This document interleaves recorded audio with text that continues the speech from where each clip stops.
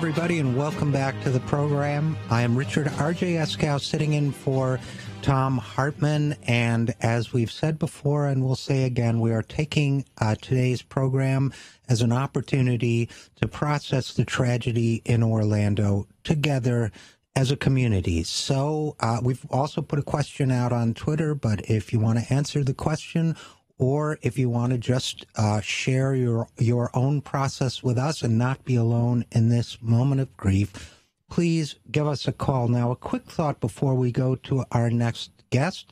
The killer's ex-wife said she met him online. She said that at first it felt like a normal marriage, but then he became abusive. We also know that he, according to his father, was triggered and deeply upset by the sight of two men kissing in public. And that gets to another point that I want to keep making on this program over and over again, which is, you know, a homophobe is a jerk, but a homophobe with an assault weapon may become a mass murderer. That is the difference. And here to talk about that difference with us now is our next guest. He is a good friend of mine. Cliff Schecter is a progressive activist. He works in the progressive communications field and as a direct mail strategist with Libertas LLC. He is also a columnist for the Daily Beast. You can find him at Cliff Schecter, SCHECTER.com. And he joins us now. Cliff, thanks for coming on the show. Do we have Cliff? Cliff, thanks for coming on the show. That was my fault. No worries. Sometimes you need to do that to shut me up for a moment or two. Right, I know. Listen, you know, don't take this the wrong way, but you and I only seem to talk on the air. You've been on my own program, the 0 Hour, every time there's a shooting. And given that we only seem to talk when there is a mass shooting, I'm getting kind of tired of talking to you. Yeah, me too. I'm glad that we have opportunities here and there online to talk when there actually aren't. Right. You're correct. You're one of sort of a few people that, you know, I end up, it's almost like this sad ritual that we keep going through. Obviously, this one is even more terrifying, and that a specific community was targeted, and that, as you pointed out, I don't think I could put it any better, is that, you know, there are a lot of jerks out there, and sadly we do have a lot of people across our societies that are mentally unstable. There are no more mentally unstable people as a percent of the population in the United States than there are in Japan or Canada or Australia or England or France or Spain. But the difference is that in this particular society, we've made a decision, and that is that anyone, no matter what their background is, can have access to an assault weapon, the kind of assault weapon that at the Sandy Hook School, literally parents describe their kids in Newtown having seen the corpses of their own children. You know, these parents who were grieving and were horrified and became activists afterward as literally being shot apart into pieces, because I think it's the only way for people to understand how sickeningly powerful these weapons are that were built for military usage, not to be on the streets of modern cities. And again, you know, there's everything else, you know, the relative crime rates are the same in all high-income countries when it comes to robbery, when it comes to assault. The one difference is the murder rate, and murder rate with a gun, and that is the thing that differs us from the rest of the world, or the rest of the high-income world, the countries 30 or so that we're similar to. And it's a tragedy. And I'll just say quickly, we know how to solve this problem. We are choosing. You can't stop 100% of this. Just like you can't stop 100% of murders or robberies, but we know based on data, based on good public policy in other places, we know what we can do to get rid of a good 60-70% of it. They did it in Australia after the Port Arthur massacre. I was going to bring up Australia. Yeah. Yeah. We've just chosen not to do. I mean, you know, this was John Howard, who was their conservative prime minister, who wrote an op-ed in the New York Times a couple of years ago after Sandy Hook, after the massacre in Newtown, and he made the point. They came together and said enough, and they used science and they looked at the data, and like we do with other public health crises, whether it be smoking or drunk driving.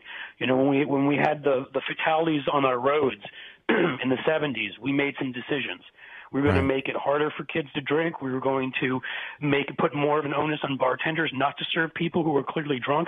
We were going to stop cars and check. We were going to make automobiles. Listen, we were even able to make the air quality in Southern California better since the 1970s. We were even able to improve that. We were able to clean up the Hudson River, which nobody thought was even remotely possible. I mean, there's still some work to do, but, you know, it's not that we can't do this. And that's why I think, Cliff Schecter, you make a great point. We can do this. We can get gun violence under control with common sense gun laws and regulations.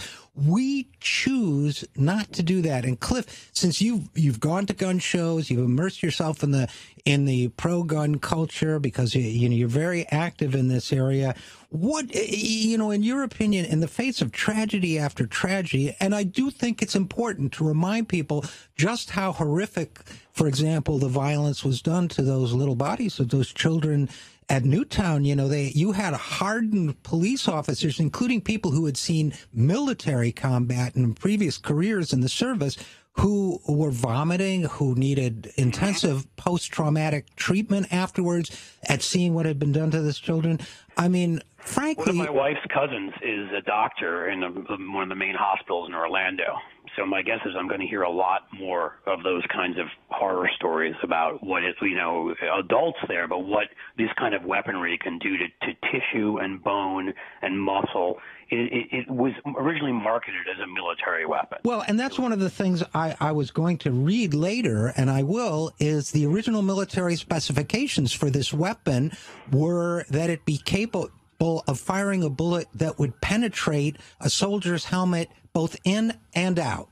Right. So that, I mean, that's a very clear, it is, in other words, designed so that even someone wearing a helmet will have their brains splattered out. Let's just what we're doing here is the equivalent of somebody turns 18 and we hand them over the keys to a truck and say, go ahead, get on the highway.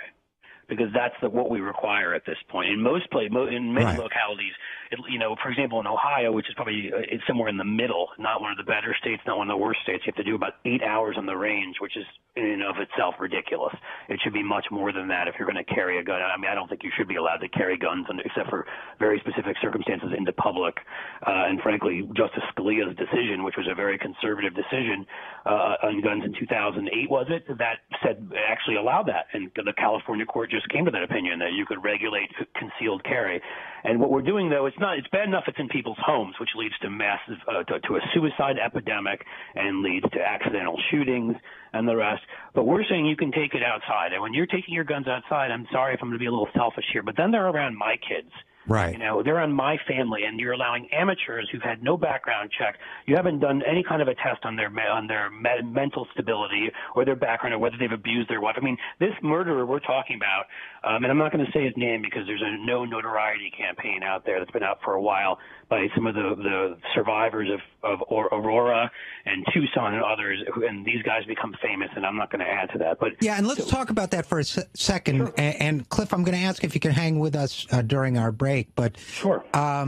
Let's talk about that notoriety for a second. This guy, in my opinion, said he was ISIS because that's a way you can get your name in the headlines all around the country. That's a way to maximize exposure for your sick act of violence. And I want to encourage people to, I've said his name no more than once on this program, and I won't say it again. I want to encourage people to back that no notoriety campaign because there's no reason people should get famous for using a gun.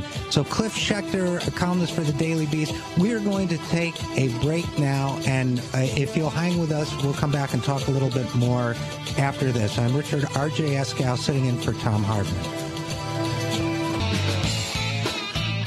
And we're back on the program. I'm Richard R.J. Eskow, sitting in for Thom Hartmann, and Cliff Schecter is still with us. Cliff writes a lot on the gun issue. He can be found at cliffschecter.com. And Cliff, okay, so we've seen tragedy after tragedy as a result of our country's lunatic irresponsibility on the issue of gun control.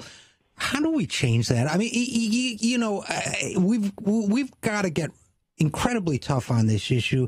It astonishes me that even the killing of kindergartners at Newtown didn't change it. How do we get common sense gun legislation in this country? Well, I think there's a couple of ways. First, we need to change the culture. I mean, you and I just brought up what happened in Newtown. I think that, you see all these nuts who show up with these, and I don't know that they really are, these pictures of, they claim, of fetuses at abortion rallies and that kind of thing. Well, you know what we do know are actual 4-year-olds, 5-year-olds, 7-year-olds are actually real breathing human beings. They're adults. I mean, not adults, but they're alive. Right. And we've always gone and sort of said shame on you and that kind of thing, but we've never shown people the results of what this weaponry actually does. And I know I would never want to disrespect anybody. I'm friends with a number of people that are survivors, but when I was telling you about Newtown before, there's a number of people who've come forward from there and Aurora and other places, and they want to share these pictures and they want to share these images, and they should be, because people should get to know what these weapons do, and not just in mass shootings, but every day. They should get to know, because every day we're losing scores of people, 90 people in our society. We've lost over 400,000 people to guns since 9/11. Think about that for a second.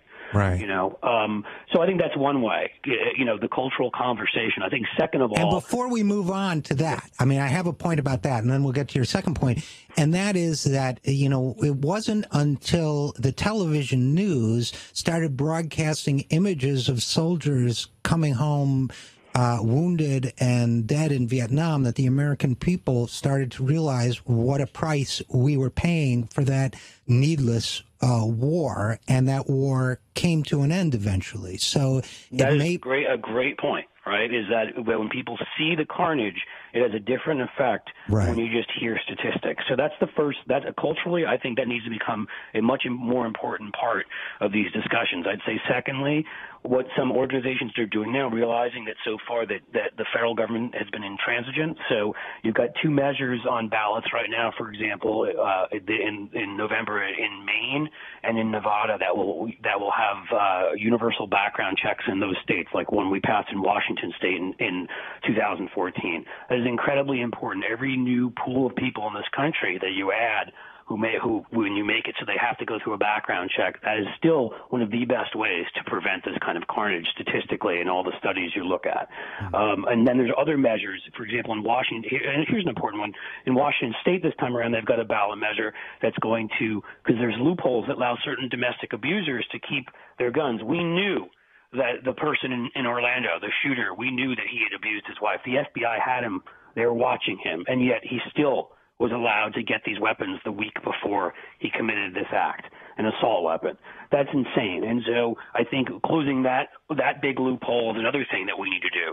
And then I think we just need to keep fighting, because the truth is, demographically, as we've all seen, with huge movements out there, like with Bernie Sanders, something you've been involved in, this country is changing. It's becoming less white. There are more people who are urban and college educated and suburban, and like other issues that have changed, such as gay marriage, support for regulating guns is increasing rapidly. And so we need to reach out to these groups, and we need to organize and communicate and make sure, and then we'll make sure that the future things change. I mean, obviously we want to change as much as we can right now, but if we reach out to those groups and in the end we elect the people that we need to elect, both to the president as well as Congress, as well as state legislatures, because those are incredibly important too on every level, then you will see that change. Because people need to remember, civil rights didn't just come the first time it was proposed, or second or third or fourth. People kept fighting, and eventually it got done. And we will get there. We'll have national sane gun laws, I think, within a decade. But it doesn't mean you can't start passing much better laws in states, even more tepid laws potentially nationally, things the president can do without Congress.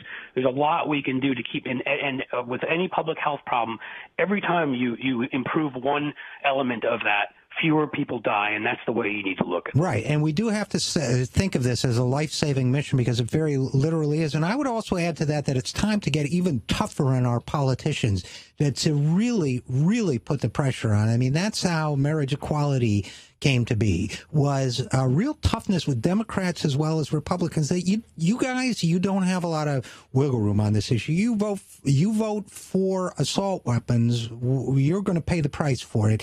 And I would say, even assuming that Hillary Clinton becomes president, and we certainly all pray it's not Donald Trump, that, you know, we want to see 2016 Hillary. We don't want to see 2008 Hillary, who is saying, well, you know, that's really a local issue. We don't want, from the top down, we want no compromise from our politicians on this issue. And you were right. If we keep the pressure on, I mean, you can move Hillary left on this as well as other issues, even if she's already somewhat left.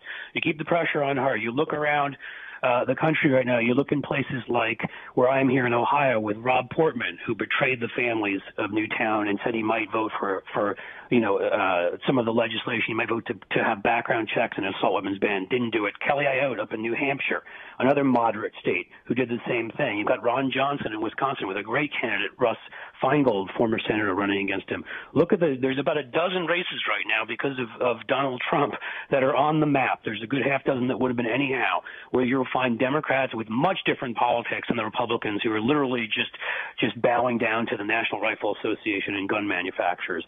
This can be done. You know, it just means you have to get, but also I don't want people to forget that as much as President and the Senate and these places are hugely important because the Supreme Court will decide some of this, it's also important that your local state representatives in 2010, right, 2014, so many states.